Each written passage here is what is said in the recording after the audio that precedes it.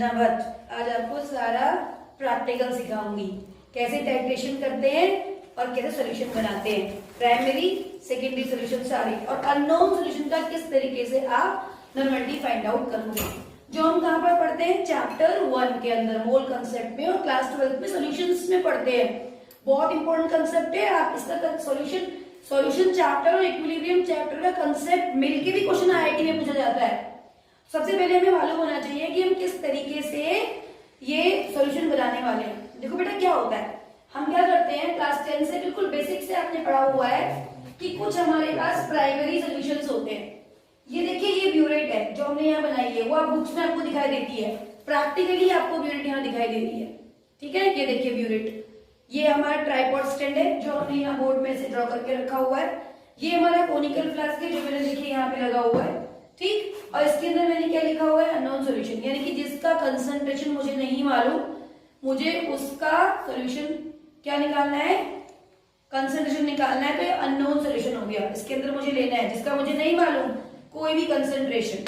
ठीक, अब मुझे ये करना है यहाँ प्राइमरी लेना है।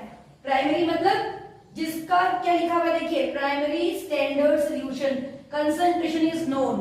प्राइमरी सॉल्यूशन वो होता है जिसमें कंसंट्रेशन हमें पता होती है। ठीक है, यहां लिया। इसमें हम क्या लेंगे, आज हम करेंगे ऑक्सैलिक एसिड और सोडियम हाइड्रोक्साइड। ये देखिए हमने ऑक्सैलिक एसिड लिया है, ये देखिए ऑक्सैलिक एसिड।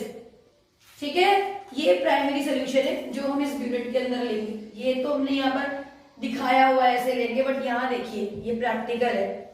ठीक है, अब क्या करेंगे, फिर क्या लेंगे अननोन सॉल्यूशन सोडियम हाइड्रोक्साइड। कहाँ लेंगे, इसके अंदर सोडियम हाइड्रोक्साइड का अननोन सॉल्यूशन। ठीक है, बनाएंगे कैसे, क्या करते हैं, प्राइमरी का मतलब क्या होता है, वो सॉल्यूशन जिसका जितना अमाउंट लिया, मतलब मैंने क्या किया 1 मोलर सॉल्यूशन मुझे चाहिए या 1 नॉर्मल सॉल्यूशन मुझे चाहिए, उसके लिए मैंने क्या किया कुछ कैलकुलेशंस करी। कैसे करते हैं कैलकुलेशन, सब बच्चों को मालूम है कि मुझे ऑक्सैलिक एसिड 1 नॉर्मल बनाना है। सबसे पहले मुझे जिसका बनाना है उसका फॉर्मूला पता होना चाहिए। क्या होता है ऑक्सैलिक एसिड का फॉर्मूला, अगर नहीं भी मालूम है तो जो आपके यहाँ पर ये ऑक्सैलिक एसिड अगर लिखा है तो उसमें लिखा हुआ होता है, फॉर्मूला यहाँ लिखा हुआ होता है। जैसे यहाँ पे लिखा हुआ है C2H2O4.2H2O, तो मैं यहीं से देख के कर रही हूँ। ये है C2H2O4.2H2O। अगर मैं इसको खोलूं 2H2 वाटर मॉलिक्यूल, मैं इसे खोलूं तो क्या लिखूंगी COOH, ये भी लिखते हैं साथ में 2H2O वाटर ऑफ क्रिस्टलाइजेशन। ठीक, ये वो मेरे ऑक्सैलिक एसिड। प्राइमरी मैंने इसको क्यों बोला, प्राइमरी मैंने इसको इसलिए बोला क्योंकि इसके अंदर जितना मैं मेजर करूंगी एग्जैक्ट, मैंने अगर एक्सपेक्ट किया है कि 1 मोलर बने तो वो 1 मोलर या 1 नॉर्मल ही बन के आएगा बेटा। जैसे मैंने यहाँ पर बोला मुझे कैलकुलेशन करना है, मैंने तुमको बोल दिया बेटे जाओ लैब में और 1 नॉर्मल ऑक्सैलिक सॉल्यूशन बना के आओ। क्या करोगे, ऐसे थोड़ा ना बोल के बना दोगे सॉल्यूशन, क्या करोगे कैलकुलेशन करोगे। कैसे करोगे, नॉर्मलिटी के लिए कैलकुलेशन करोगे। कैसे करोगे बेटा कैलकुलेशन, ये ऑक्सैलिक एसिड का फॉर्मूला है। अब हम यहाँ पर नॉर्मलिटी का फॉर्मूला लिखेंगे।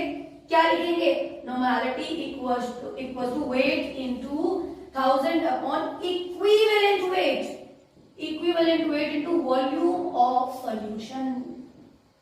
कितना बनाना है मुझे वॉल्यूम, ये वॉल्यूमेट्रिक फ्लास्क है 100 ml का, मुझे 100 ml बनाना है, तो मैं क्या करूंगी यहाँ पर 100 ml लूंगी।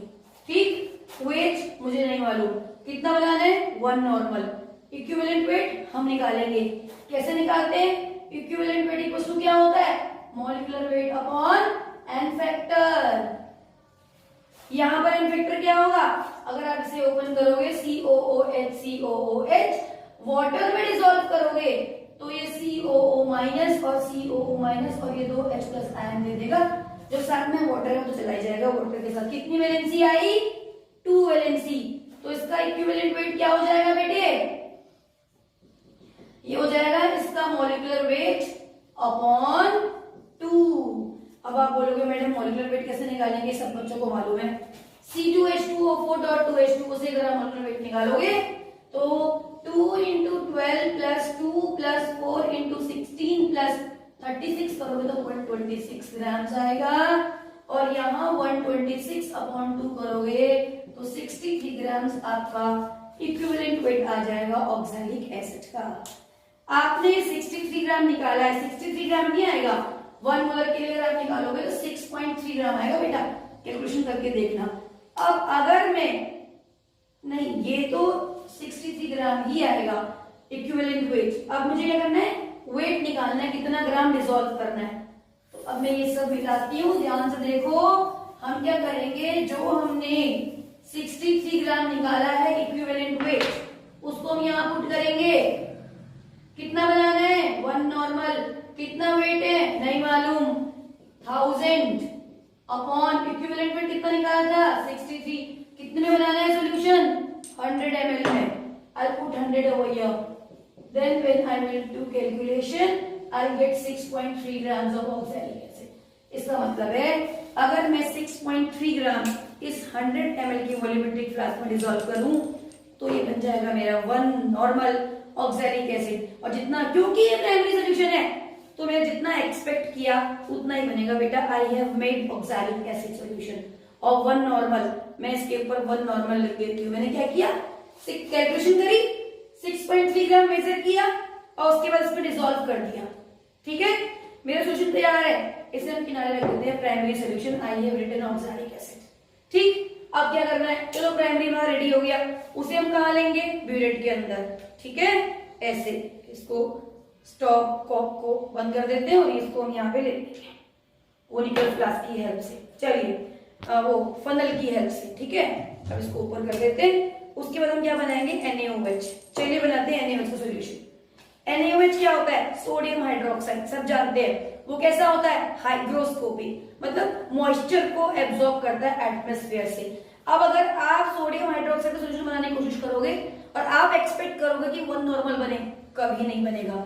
क्यों, क्योंकि जब आप उसका वेट लोगे तो उस वक्त वो हाइड्रोस्कोपिक है, उसने अपने अंदर कुछ ना कुछ वाटर के मॉलिक्यूल को एब्जॉर्ब करके रखा हुआ होगा, तो कुछ अमाउंट वहां जाएगा, तो वो जो बनेगा वो एग्जैक्ट नॉर्मेलिटी में नहीं मालूम होगी, उसको हमें अननोन मानना पड़ेगा, उसे कोनिकल फ्लास्क के अंदर लेना पड़ेगा। और फिर उसके बाद हम क्या करेंगे, इसको लेकर टाइट्रेशन करेंगे।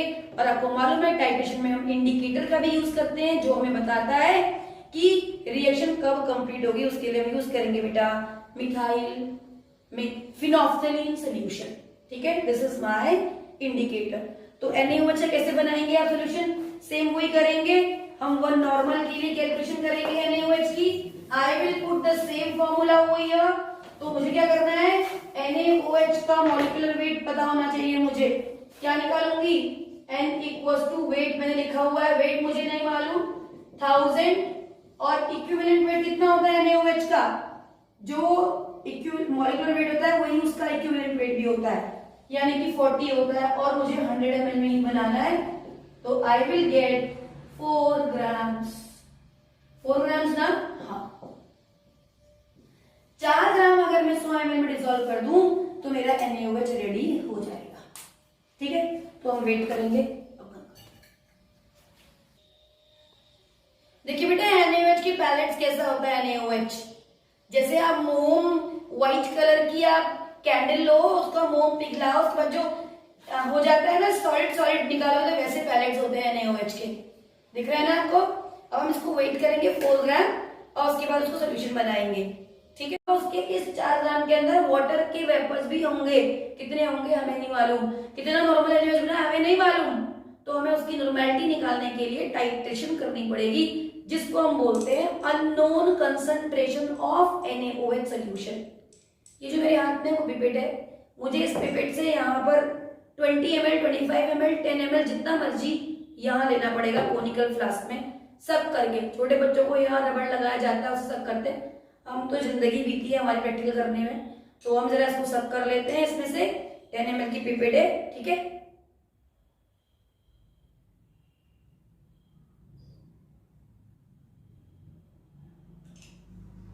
तो ये हुआ हमारा 10 ml की पिपेट, 10 ml एग्जैक्ट आ गया और हमने इसके अंदर ले लिया।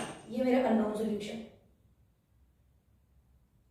ठीक है बेटा, अब क्या करना है, ये भी ट्रांसपेरेंट है, ये भी ट्रांसपेरेंट है। अगर मैं इसमें से ऐड करूंगी बताएगा कौन कि रिएक्शन कंप्लीट हो चुकी है, कौन बताएगा, इंडिकेटर। वो क्या होगा, फिनोफ्थेलीन। इसकी 2-3 ड्रॉप्स हम इसके अंदर डाल देंगे, 2-3 ड्रॉप्स ऑफ फिनोफ्थेलीन इंडिकेटर। अब फिनोफ्थेलीन ये देखो मेरे हाथ में थोड़ा सा लग गया तो कैसा हो गया, मजेंटा कलर का आ गया। आपको पता होना चाहिए फिनोफ्थेलीन क्या होता है, पिंक होता है इन बेसिक मीडियम में। ये क्यों हुआ, क्योंकि मेरे हाथ में NaOH लगा हुआ, मैंने सॉल्यूशन बनाया है, तो फिनोफ्थेलीन बेसिक मीडियम में मजेंटा कलर का होगा, ठीक है। और एसिडिक मीडियम में ट्रांसपेरेंट। तो हम क्या करेंगे, इसमें हमने बेस लिया है, जैसे ही हम ये डालेंगे तो ये कैसा हो जाएगा, ऐसा जैसे मेरे हाथ में magenta colour.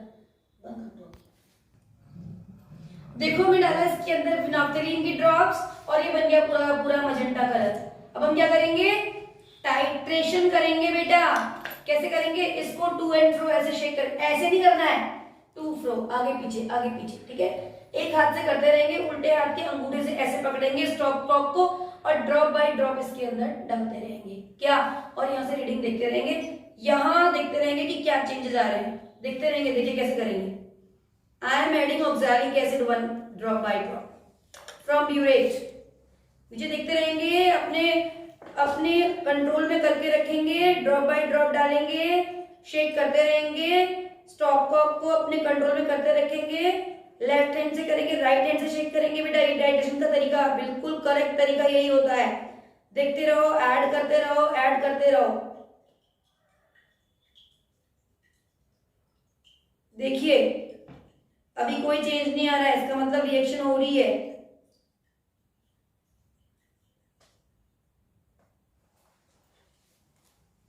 Drop by drop ही डालते रहेंगे।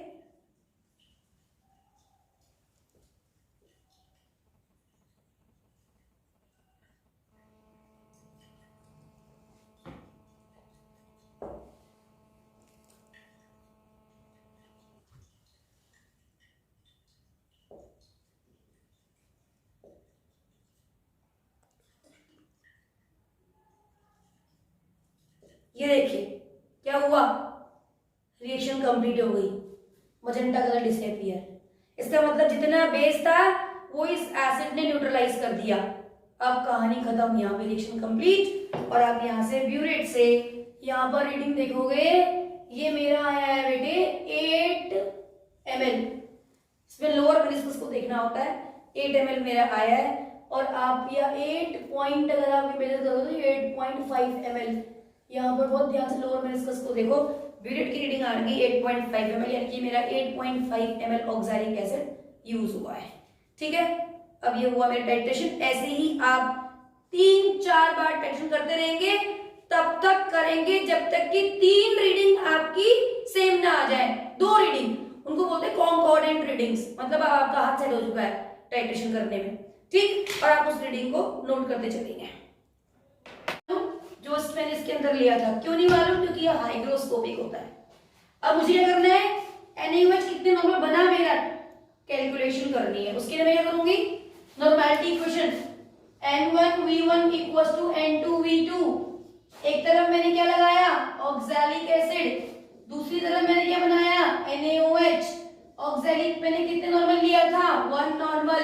वॉल्यूम ब्यूरेट से कितनी आई, ये देखिए 8.5 ml। सोडियम NaOH की नॉर्मेलिटी मुझे नहीं मालूम, लेकिन मैंने पिपेट से 10 ml लिया था। इस पिपेट से मेजर करके, अगर आपको याद हो, इस कोनिकल फ्लास्क में NaOH 10 ml लिया था, ठीक। So I put that value over here. N2 बन जाएगा मेरा 8.5/10, यानी कि मेरी जो नॉर्मेलिटी आई NaOH की, बताओ N2। मैंने क्या सोचा था, क्या सोच के कैलकुलेशन की थी कि 1 नॉर्मल NaOH बनाने जा रही हूं, लेकिन बना कितने का, 0.85 नॉर्मल NaOH। इसका मतलब क्या हो गया, इतना स्पेस जो 0.85 और 1 नॉर्मल के बीच में जो स्पेस है वो किसने घेर लिया, वाटर ने। NaOH हाइग्रोस्कोपिक होता है, वो एटमॉस्फेयर से वाटर ले चुका था, उसकी नॉर्मेलिटी एग्जैक्ट नहीं बनती। ऐसे सॉल्यूशन को सेकेंडरी सॉल्यूशन बोलते हैं और हम अननोन बोलते हैं। उनको कोनिकल फ्लास्क के अंदर लिया जाता है, ब्यूरेट से टाइट्रेशन किया जाता है, इंडिकेटर फिनोफ्थेलीन लिया जाता है, और उसके बाद टाइट्रेशन करने के बाद लास्ट में कैलकुलेशन किया, ये हमारी अननोन सॉल्यूशन की नॉर्मेलिटी आ गई। इसी कंसेप्ट को करके आप किसी का भी टाइट्रेशन कर सकते हो। बहुत टाइप के टाइट्रेशन होते हैं, acid base titration, weak acid strong base titration, ये भी थ्योरी में बहुत पढ़ोगे। बट इसकी रिक्वायरमेंट थी आपको, तो हमने इसको इस वीडियो में बताया है।